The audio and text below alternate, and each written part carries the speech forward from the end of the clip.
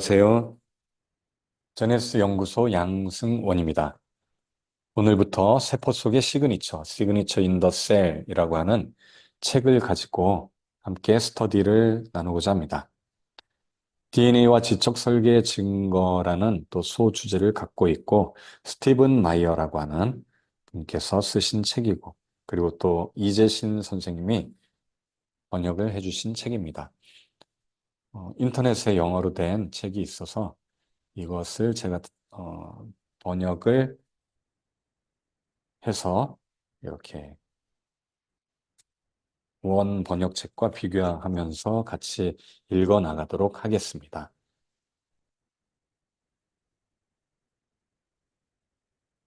첫 번째입니다. 서문입니다. 서문. 목차부터 한번 살펴보도록 하겠습니다. 책을 살펴보면 서문 프롤로그가 있고 제1장 DNA, 다윈, 그리고 설계의 출현, 미스테리의 진화와 그것이 중요한 이유,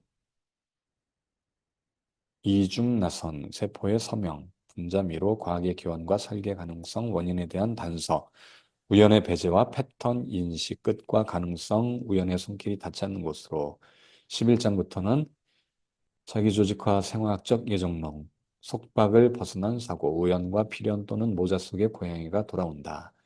RNA 월드, RNA 세계, 가장 설득력 있는 설명, 로마로 가는 또 다른 길, 그러나 설명이 되는가? 그러나 과학적인가? 거위를 위한 소스. 왜 중요한가? 이렇게 목차가 나와 있습니다. 그래서 오늘은 프롤로그, 서문부터 같이 읽어보도록 하겠습니다. 그리고 각 장이 끝날 때마다 이렇게 요약을 제가 해서 같이 나누도록 하겠고요. 중간중간 이 내용들을 또 정리하는 시간들도 갖도록 하겠습니다. 먼저 프롤로그 서문에 대한 요약을 제가 해봤습니다. 서문 요약, 지적 설계론과 DNA의 수수께끼, DNA 애니그마. 14살 아들이 시애틀의 웨단쇼 섬에서 우연히 아빠의 사진이 실린 신문 기사를 발견하며 이야기가 시작됩니다.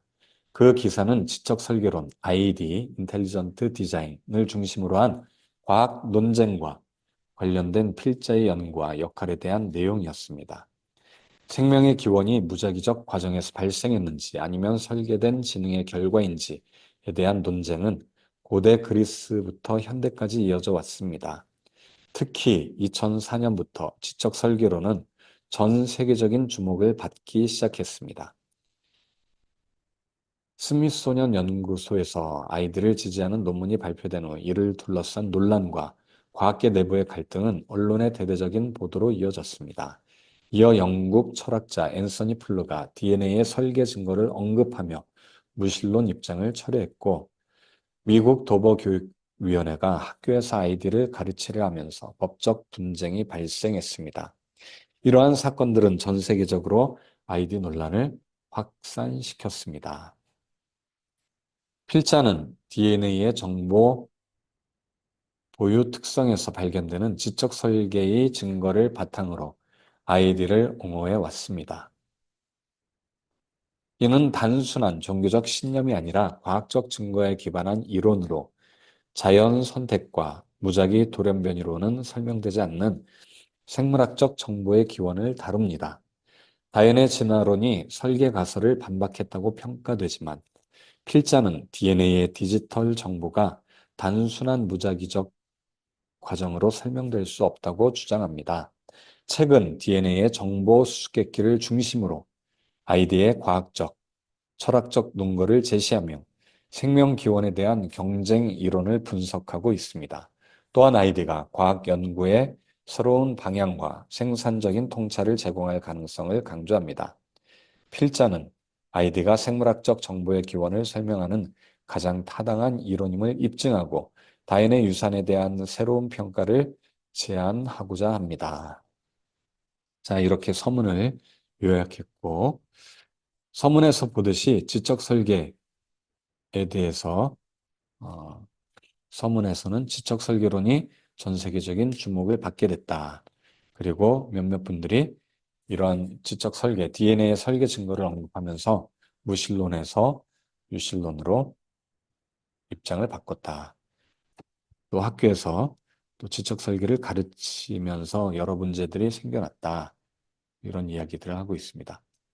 그리고 생물학적 정보의 기원에 대한 이야기를 다루면서 우연히 무작위적인 돌연변이로 설명되지 않는다라고 이야기하고 있습니다. 자, 11페이지에 나와 있는 서문을 또 함께 보도록 하겠습니다. 서문은 한글로 번역한 내용을 가지고 같이 보도록 하겠습니다.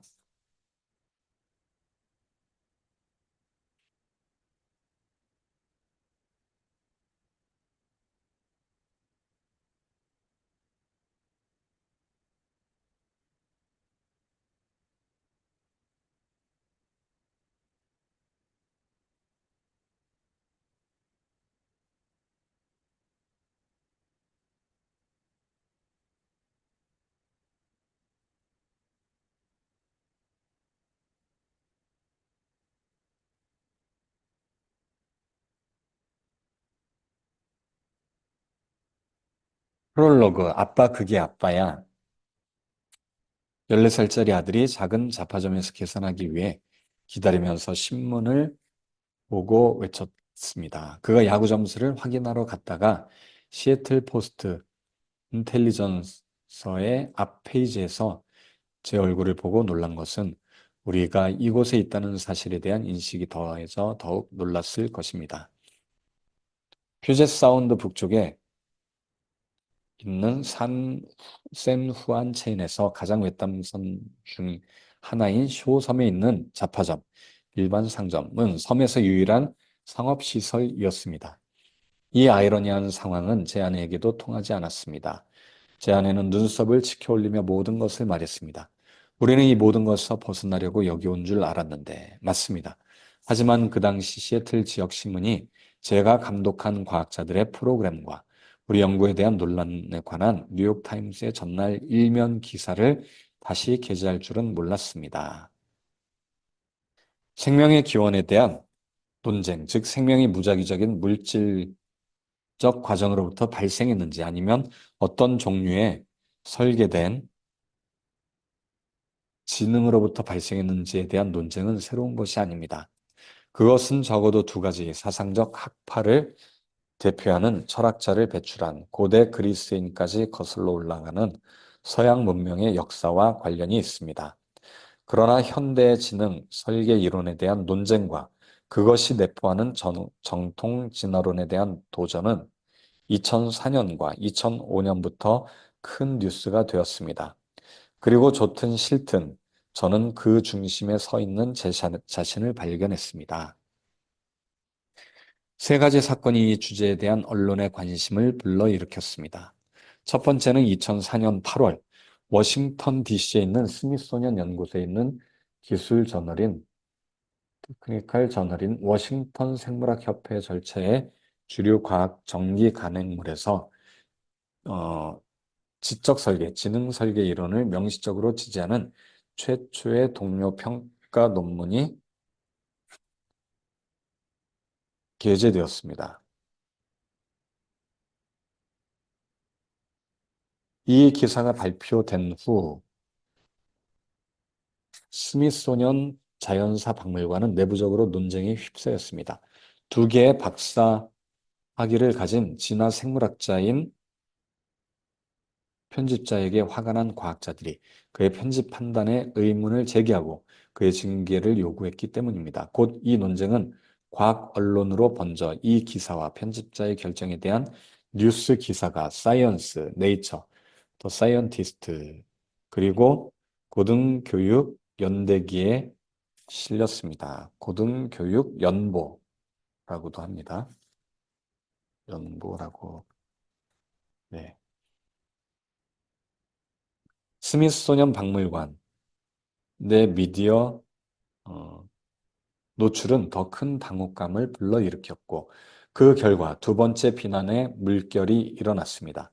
편집자였던 리처드 스턴버그는 사무실과 과학 표본에 대한 접근, 과학 표본, 과학적 시료, 과학적 사료, 과학적 표본, 시료, 표본에 대한 접근 권한을 잃었고 나중에 적대적인 상사로 전근되었습니다. 상사 밑으로. 네. 스턴버그의 사건이 정부 감시 기관인 미국 특별고문사무소와 의회위원회인 미국 정부개혁위원회에 의해 조사된 후 다른 의심스러운 행동들이 밝혀졌습니다. 두 조사 모두 박물관의 고위 관리자들이 스턴버그의 종교적, 정치적 신념에 대해 스턴버그의 동료들을 신문하고 그의 과학적 명성을 훼손하고 사직을 권유하기 위해 잘못된 어, 정보 캠페인, 정보를 퍼뜨리는 운동, 정보 캠페인을 조장했다는 사실을 발견했습니다. 스턴버그는 사직하지 않았습니다. 그의 연구 임명, 그런, 그는 사직하지 않았지만 결국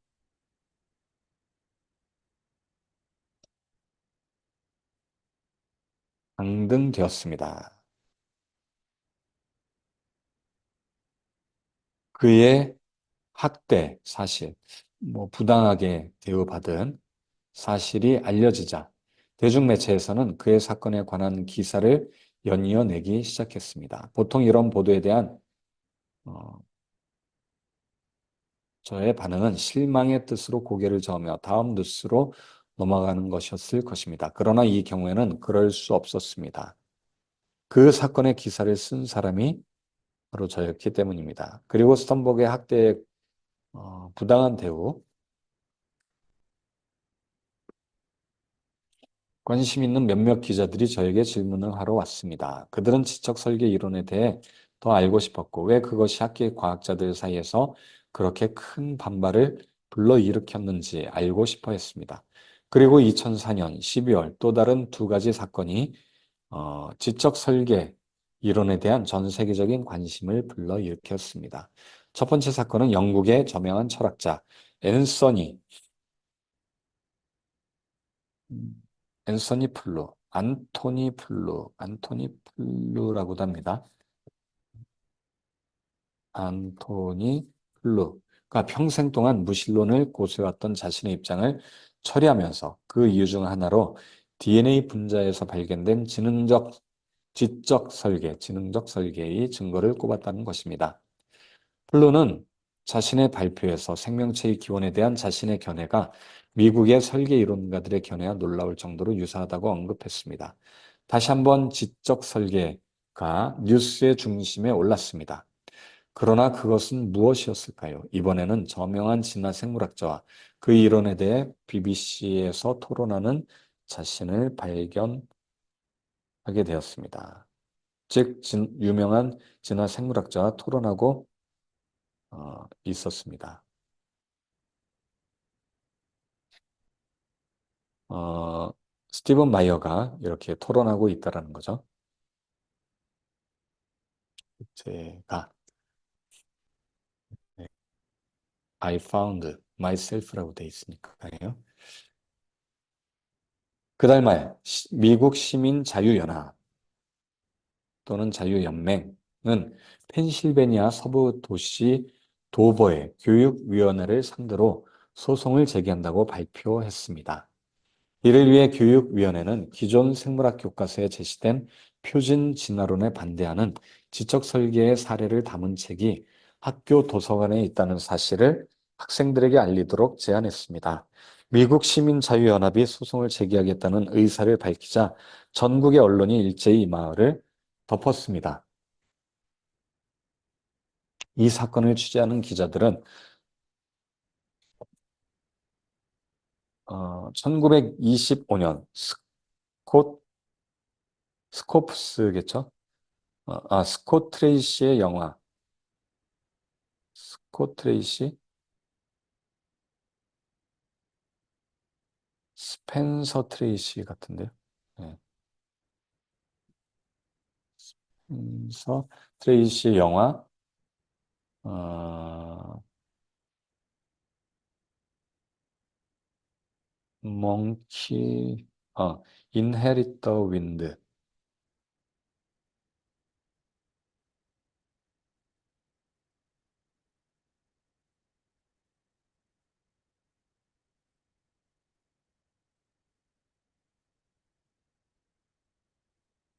요게 이제, 요게 영화 제목이네요. 어, Inherit the Window. 바람을 물려라? 이건 영화 제목 그대로 쓰는 게 나을 것 같습니다. Inherit the Window에서 허구로 묘사된 스코프스의 원숭이 재판에 대해 이미 알고 있었을 것입니다. 음, 허구로 묘사된 소설화된,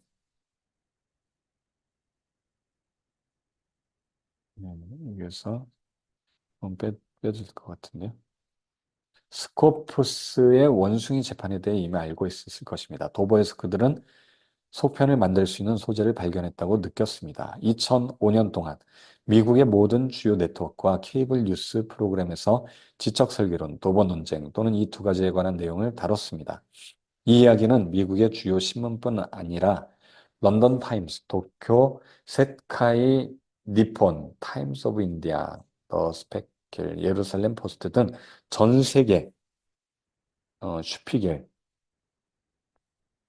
슈피겔, 슈피겔이겠죠. 예루살렘 포스트에 이르는 전 세계의 신문에도 실렸습니다. 그리고 나서 2005년 8월 언론의 관심이 사그러들 것 같던 그때 달라이 라마, 조지 부시 대통령, 교황 등 다양한 인물들을 포함한 다수의 정치 및 종교 지도자들이 어, 지적 설계 이론을 지적 설계론을 지지하거나 학생들이 이 논쟁을 배울 수 있도록 허용하는 공개 설명을 발표했습니다. 성명을. 타임지가 표지 기사를 통해 이 논쟁을 다룬 후 저희 사무실 전화 레펠이 다시 울리기 시작했습니다. 여름이 끝나갈 무렵 친구가 섬의 오두막을 빌려주겠다고 제안한 후 아내와 저는 가족과 함께 여행을 떠나기로 결정했습니다. 그러나 우리가 휴가를 보낸 2주 동안 뉴욕 타임즈는 디스커버리 연구소에 프로그램에 관한 두 개의 일면 기사를 실었고 워싱턴 포스트는 스턴버그 사건의 최근 진전 상황에 관한 기사를 실었으며 뉴욕 타임즈 사설라는 스턴버그에 대한 비판을 주요 직원들이 작성한 사설에서 다루었습니다. 스턴버그가 자신의 입장을 밝히기 위해 오라일리 팩터에 출연하기로 결정한 후 우리는 시애틀로 돌아갈 때가 왔다는 것을 알았습니다. 제 임시적인 악명은 유명세? 네. 어, 유명세는 저와 동료들이 절실히 필요로 하는 무언가를 제공했습니다. 바로 지적 설계 이론에 대해 떠도는 잘못된 정보의 상당 부분을 바로잡을 수 있는 플랫폼이었습니다. 많은 뉴스 기사들과 보고서들이 지적 설계를 성경적 창조론과 창세기 문자적 해석과 혼돈하고 있었습니다. 다른 기사들도 우리에 대한 비판의 요점을 반영하여 우리의 작업을 과학을 포기하는 것 또는 1987년 대법원이 공립학교에서 창조론을 가르치는 것을 법적으로 금지한 것을 회피하려는 교활한 시도라고 묘사했습니다. 그러나 저는 현대의 지적 설계 이론이 법적 전략으로 개발된 것이 아니며 창조론을 조장하기 위한 것도 아니라는 것을 알고 있었습니다. 대신 찰스 팍스톤, 윌터 브래들리,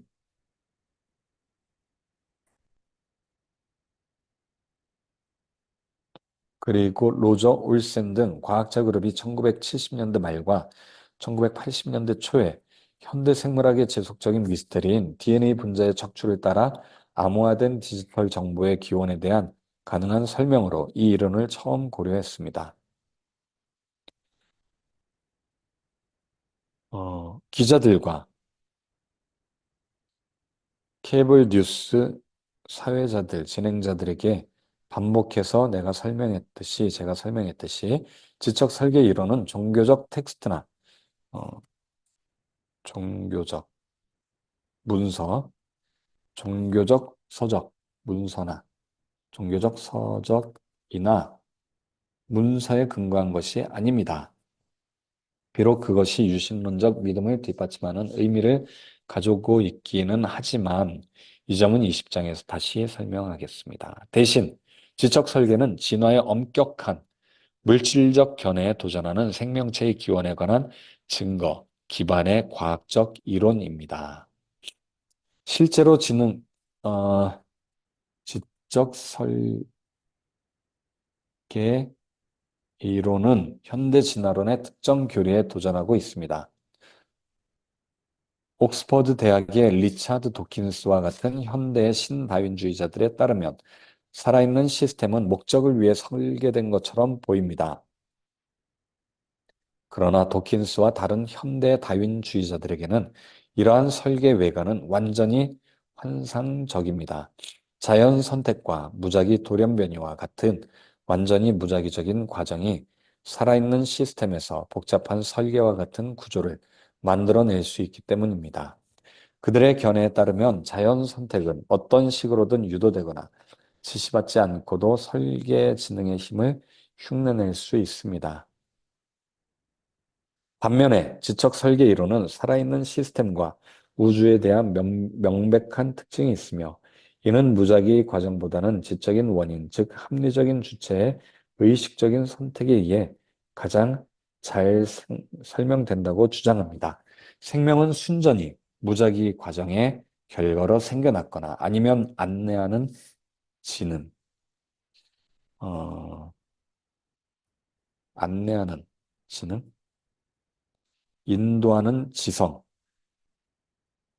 안내하는 지성, 인도하는 지성, 인도, 이끄는, 지능, 지성, 지능을 가진 자, 네. 인도하는 지능, 지성의 역할을 했습니다. 지적 설계의 지지자들은 자연계의 증거를 바탕으로 후자의 옵션을 주장합니다. 이 이론은 시간이 지남에 따라 변화하는 것으로 정의되는 진화론이나 심지어 공통 조상에 대한 개념에 도전하지 않지만 모든 생물학적 변화의 원인이 완전히 맹목적이고 무작위적이라는 다윈의 생각에 대해서는 논쟁을 제기합니다. 그럼에도 불구하고 이 이론은 성경적 교리에 근거하지 않습니다. 이게 중요하죠. 네. 자연에서 설계자를 발견했다라는 거죠.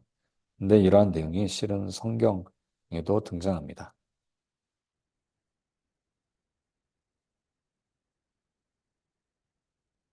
어, 만물을 모든 만물이 어, 지은 자가 있듯이,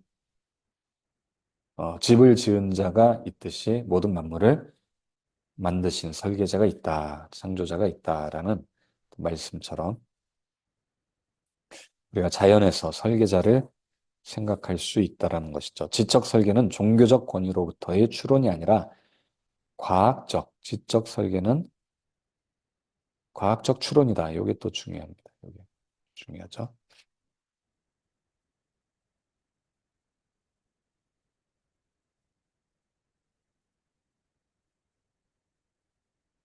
언론에서 우리의 입장을 명확히 할 수 있는 기회를 얻었지만 제 경험은 아직 끝나지 않은 일이라는 느낌을 남겼습니다. 2005년까지 저는 DNA 분자에 저장된 정보 보유 특성, 디지털 코드의 발견을 기반으로 지적 설계에 대한 사례를 개발하는데 제 인생의 거의 20년을 바쳤습니다. 저는 이 아이디어를 발전시키는 일련의 과학 및 철학 관련 기사를 썼습니다.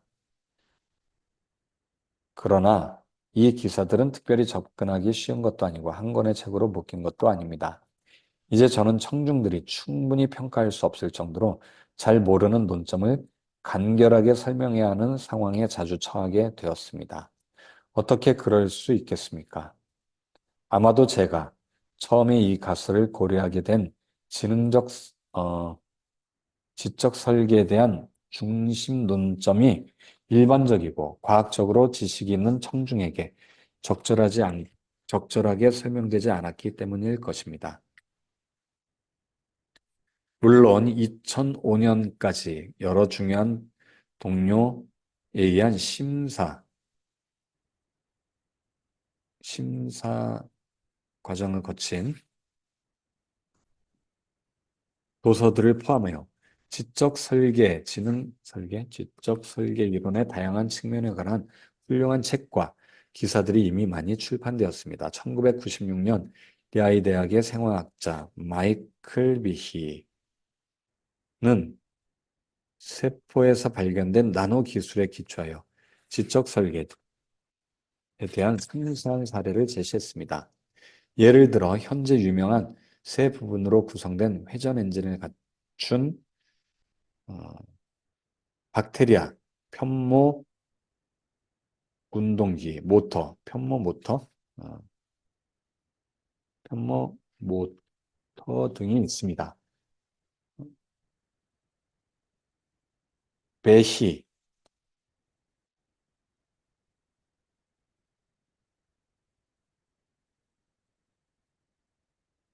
마이클 베히, 마이클 비히, 비해, 마이클 비히, 마이클 비히는 마이클 비히는 마이클 다인의 블랙박스, 비히의 다인의 블랙박스는 250만 부 이상 판매되었으며 거의 혼자 힘으로 지적 설계 개념을 문화 및 과학 지도로 만들었습니다. 1998년 시카고 대학에서 박사학위를 받은 수학자이자 철학자인 윌리엄 댐스키는 설계 탐지 방법에 관한 획기적인 연구를 발표함으로써 뒤를 이었습니다. 캠브리지 대학 출판부에서 출간된 댐스키의 저서 The Design Inference 이제 설계 추론 어,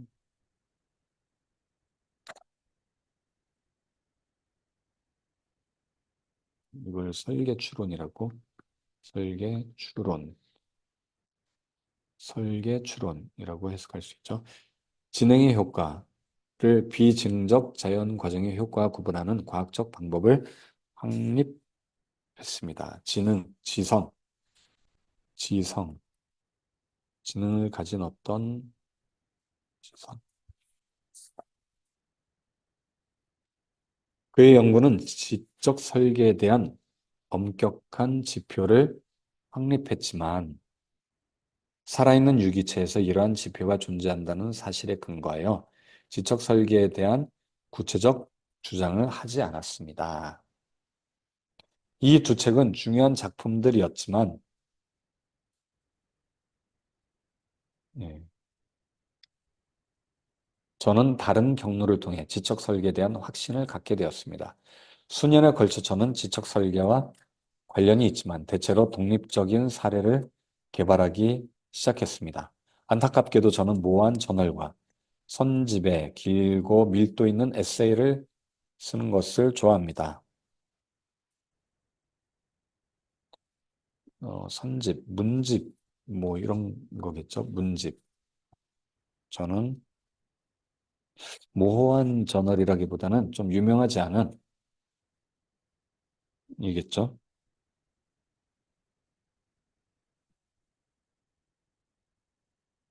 지 않는, 않는 저널과 문집에 길고 밀도 있는 에세이를 쓰는 것을 좋아했습니다. 심지어 워싱턴 생물학지에 실린 제 논문은 논쟁 자체에 대한 논란보다는 스미소니언 박물관의 논란 때문에 더 많은 관심을 끌었습니다. 비록 일부 과학계에서는 그보다 더 많은 논란이 있었지만 말입니다. 어쨌든 국가 언론이 연락을 했을 때 저는 그들이 왜 DNA가 지적 설계를 가리킨다고 생각하는지 보도하지 못하게 했습니다. 국가 언론? 네.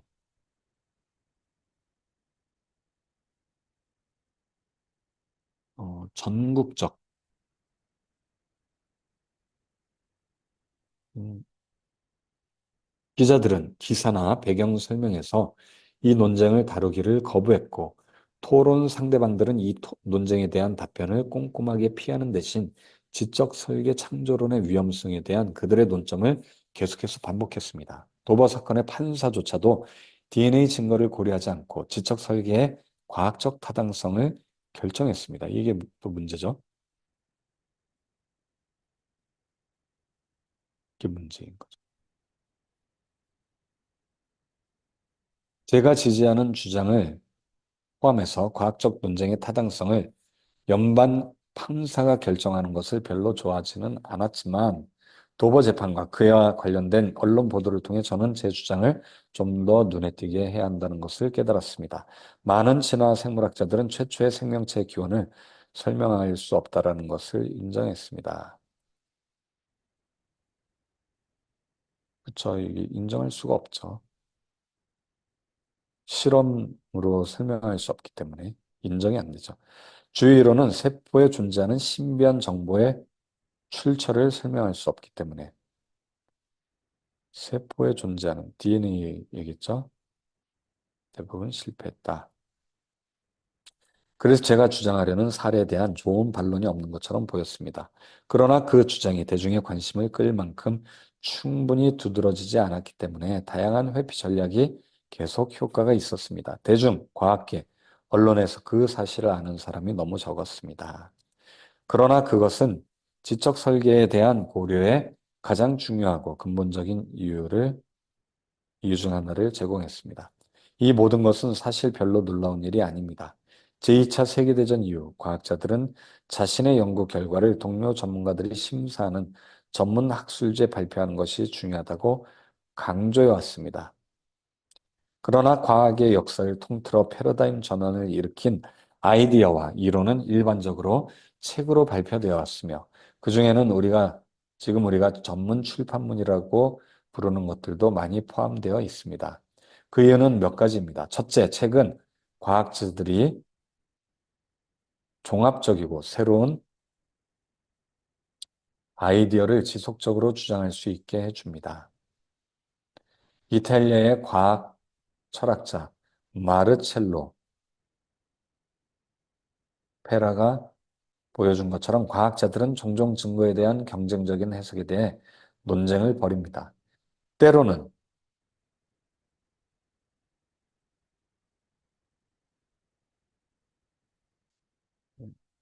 때로는 짧은 글에서 성공적으로 이루어지기도 합니다.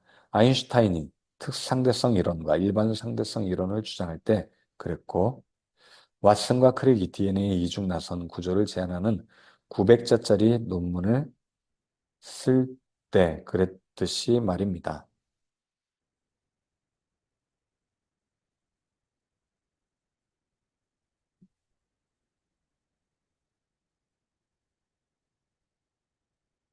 그러나 관련 증거의 종합적인 해석에 대한 새로운 논쟁을 제시하고 평가하는 데는 책이 가장 적합한 장르, 유형입니다. 아마도 이러한 과학적 담론에 가장 잘 알려진 예는 찰스 다윈 자신이 제공한 것으로, 그는 그에 져서 종의 기원에서 자신의 연구를 하나의 긴 논증이라고 묘사한 것으로 유명합니다. 그곳에서 다윈은 다양한 증거에 대한 포괄적인 해석을 제안했습니다. 그는 또한 자신의 이론의 탁월한 설명력과 두 가지의 핵심 명제, 첫 번째, 자연 선택의 창조적 힘과 두 번째, 모든 생명체의 공통 조상으로부터의 유래에 대해서도 주장했습니다. 그의 주장 중 일부로 그는 또한 증거에 대한 경쟁적 해석에 설명적 적절성에 반대하고 그에 대한 논쟁을 반박했습니다. 뉴턴, 코페르니쿠스, 갈릴레오, 라이엘과 같은 다른 과학자들과 그보다 훨씬 작은 규모의 인물들도 책을 통해 자신들의 학문 분야에서 과학적 증거에 대한 새롭고 포괄적인 해석을 지지하는 과학적 논증을 발전시켰습니다. 패러다임 전환, 위한 아이디어를 발전시키기 위해 책이 사용되는 다른 이유들도 있습니다. 새로운 과학 이론은 종종 여러 관련 분야 또는 과학의 하위 분야에서 나오는 광범위한 증거를 종합합니다. 따라서 그 범위가 본질적으로 학제적, 학문적, 음,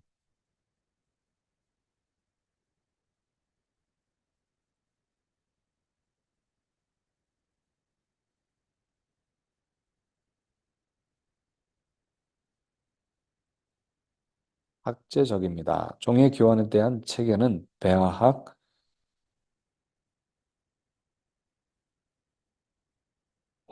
고생물학, 비교해부학, 생물지리학 등 여러 분야의 데이터가 포함되어 있습니다. 일반적으로 좁게 정의된 하위 분야 내의 주제에 초점을 맞추는 현대과학 저널은 새로운 해석적 틀의 발전을 위해 필요한 포괄적인 검토와 증거 평가를 거의 허용하지 않습니다. 또한 새로운 아이디어, 즉 책, 특히 인기 있는 전문 서적을 더 많은 독자를 확보함으로써 기존의 이론에 대한 재평가를 강요할 수 있습니다. 다이는 빅토리아 시대 영국의 저명한 무역 출판사인 존 머리와 함께 자연 선택에 대한 종의 기원에 관하여를 출판함으로써 이를 증명했습니다.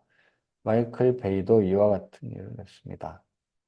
베이의 저서, 마이클 비히 베이의 저서는 세포내 나노 기술의 다양한 예를 바탕으로 지적 설계를 지지함으로써 복잡한 시스템이 신다윈주의에 제기한 문제에 국제적인 관심을 집중시켰습니다.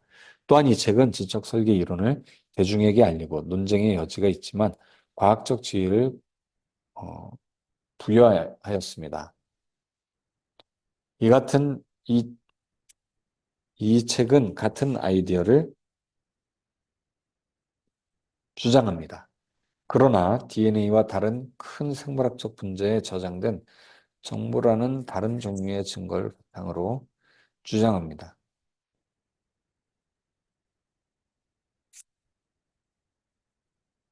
제가 주장하는 지능적 설계에 대한 사례는 베이 교수의 사례보다 덜 알려졌으며 따라서 많은 사람들에게 완전히 새로운 것입니다. 그렇다고 베이도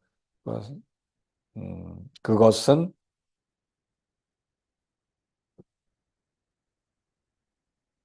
그렇다고 해도 그것은 새로운 발견에 근거한 것이 아닙니다.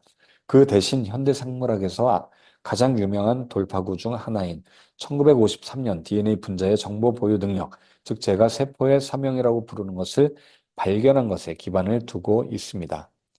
2005년 제가 미디어에서 언론에서 반복적으로 지적 설계론을 옹호하는 입장에 놓였을 때 제가 지적 설계론을 지지하는데 가장 강조하고 싶었던 주장은 대중의 지지를 거의 받지 못했습니다. 저는 이 부족한 부분을 보완하기 위해 이 책을 썼습니다. 이 책을 쓴 목적이네요.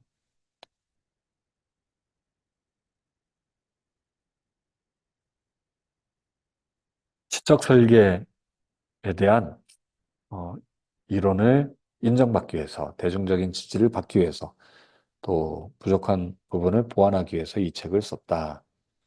자기 연구를 어, 학술적으로 정리한 책이라는 거죠. 질문과 답을 볼 수가 있었습니다.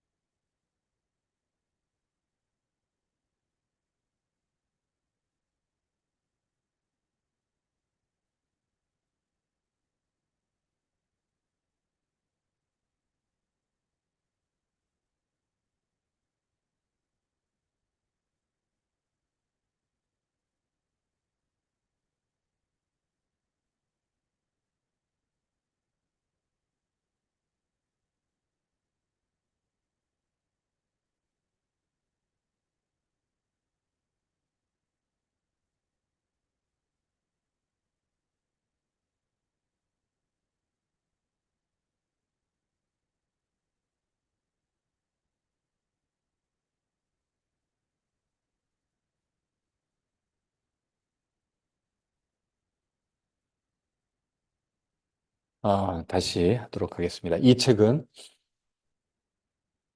생명체의 기원에 대한 새로운 관점에 대한 포괄적이고 학제적인 주장을 시도합니다.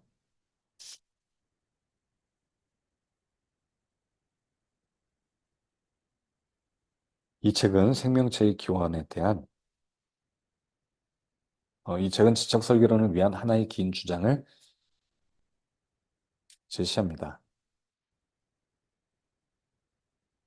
하나의 긴 논증. 디스커버리 연구소에서 정규직으로 일하기 전에는 12년 동안 대학 교수로 일했습니다. 교육 과정에서 저는 과학 이론을 이해하는 데 있어 그 이론을 공식화하는 데까지 이어진 사고의 역사적 진행 과정을 따라갈 수 있다면 훨씬 더 쉽다는 것을 알게 되었습니다.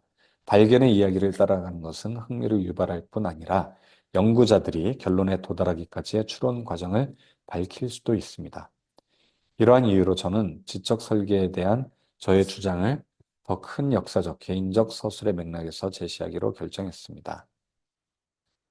따라서 어, 세포 속의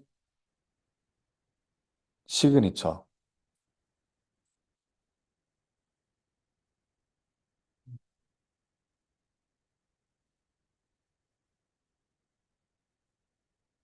세포 속의 시그니처.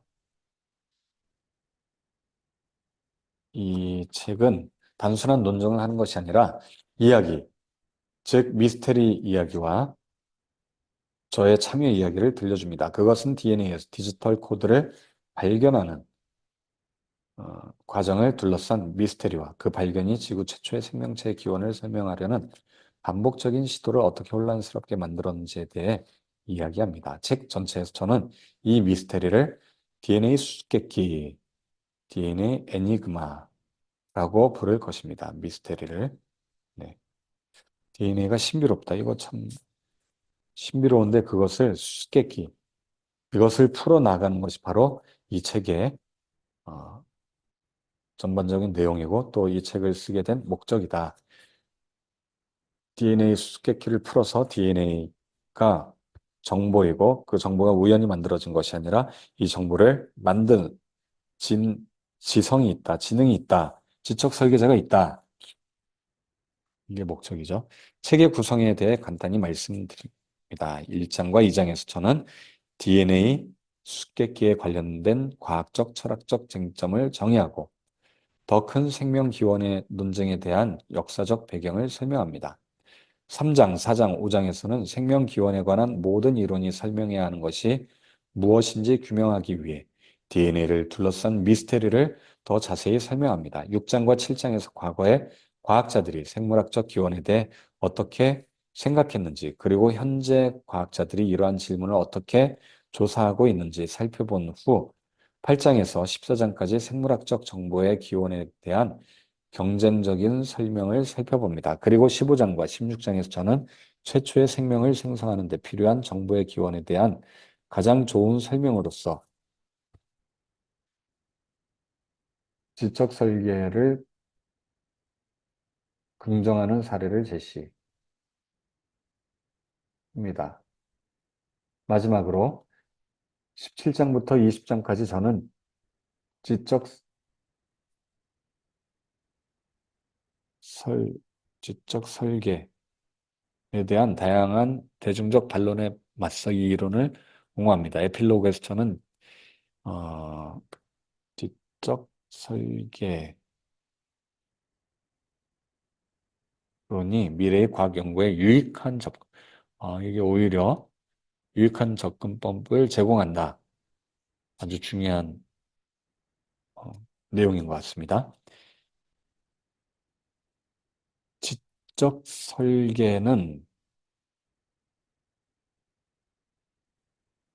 게놈학에서 최근에 이루어진 놀랍고도 놀라운 발견을 밝혀줄 뿐만 아니라 생물학의 여러 하위 분야에 대한 생산적인 새로운 과학적 연구 방향을 제시합니다. DNA 수수께끼에 대한 저의 관심은 거의 25년 전으로 거슬러 올라갑니다. 그리고 이 작업을 아직 완성하지 못했다는 사실에 좌절했던 때도 있었지만 특히 2005년 저의 장기적인 작업 일정은 적어도 두 가지 의도하지 않은 이점을 가져다 주었습니다. 첫째, 이 논쟁에 관련된 몇몇 주요 과학자들과 사적인 대화를 나누고 공개 토론에 참여할 수 있는 기회를 얻었습니다. 그 덕분에 저는 살아있는 세포의 정보 기원에 대한 경쟁적인 설명을 매우 철저하게 분석한 내용을 여러분께 보여드릴 수 있게 되었습니다. 둘째, 이 책에 첫째, 이게 중요하죠. 두 가지 이점. 여러 과학자들과 토론하고 만날 수 있었다. 두 번째, 이 책의 출간 시기가 다윈의 유산에 대한 지속적인 평가에 기여할 수 있기 때문입니다.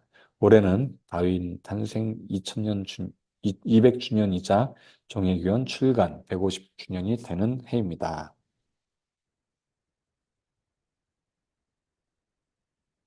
2009년에 이 책이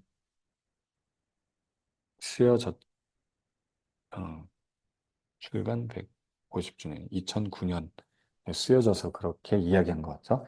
종회기원에서 다윈은 많은 업적을 이루었습니다. 그는 생명의 역사를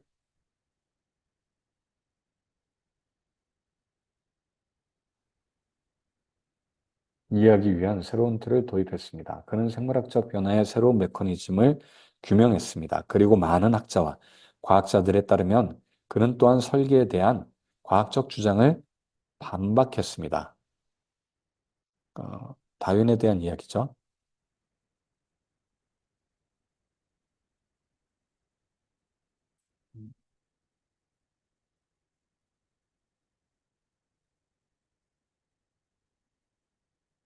그는 실제 설계 진행의 흔적이라고 추정되는 모든 것을 설명함으로써 이를 수행했습니다. 대신 이러한 설계적 외관이 순전히 무작위적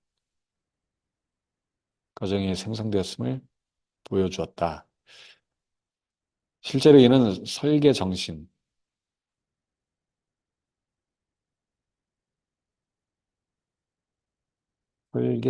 설계지성의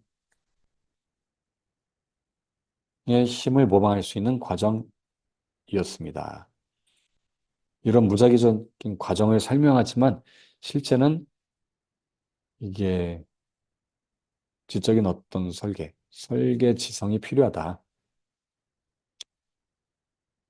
진화 생물학자 프란시스코 아얄라가 최근에 설명했듯이 다윈은 실제 디자이너를 의지하지 않고 디자인의 출현을 설명했습니다. 그는 우리에게 디자이너가 없는 디자인을 제시했습니다. 그러나 이것이 정말 사실일까요?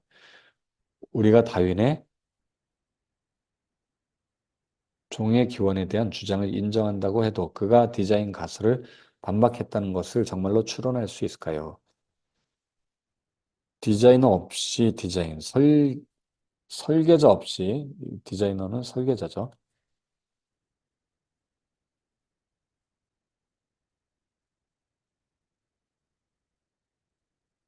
설계자 없이. 음. 이 책은 현대 생물학에서 가장 오래 지속된 미스테리 중 하나를 조사함으로써 이 질문에 대한 새로운 관점을 제시할 것입니다.